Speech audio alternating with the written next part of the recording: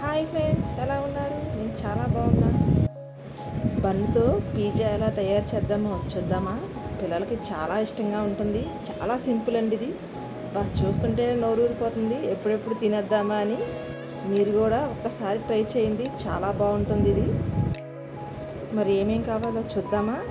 ఇంకెందుకు ఆలస్యం, ట్రై చేద్దాం పదండి. బన్ను, ఎగ్స్, చిటికెడు సాల్ట్, నూనె, ఉల్లిపాయ, పచ్చిమిరపకాయ, టమాటా ఇవన్నీ కట్ చేసుకొని ఉంచుకున్నాను. చూసారు కదా. ఇప్పుడు మనం తయారు చేసేద్దామా? ముందుగా బన్నుని కట్ చేసుకొని రౌండ్గా కట్ చేద్దాం. వేస్ట్ పీస్ తీసేద్దామండి. చూసారు కదా ఎలా తీసేసానో. పెనం వేడెక్కేలోపు కొంచెం ఆయిల్ వేసేసి బన్ను అటు ఇటు రెండు వైపులా లైట్గా ద్వారగా వేయించుకుందాం.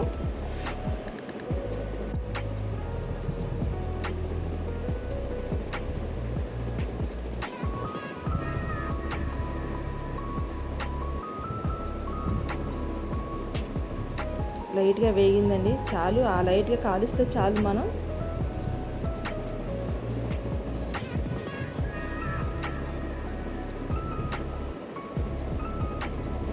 ఇందాడ మనం కట్ చేసి పక్కన పెట్టుకున్నాం కదా, అది కూడా లైట్గా కాలుస్తున్నాను. దానిపైన వెగ్గి వేద్దాం.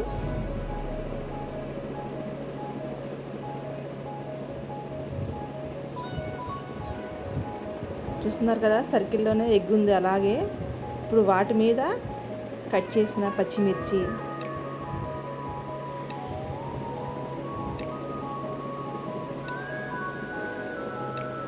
టమాటా ముక్కలు,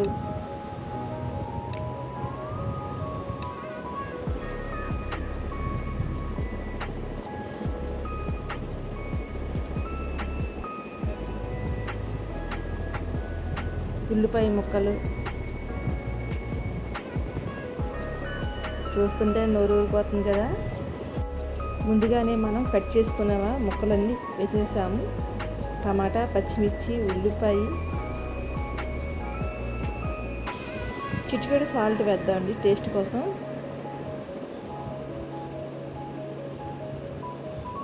లైట్గా కాలుద్దామండి.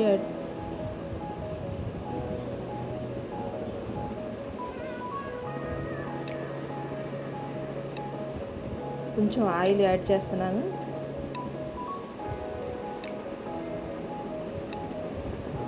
స్లోగా తిరగేసేద్దాం.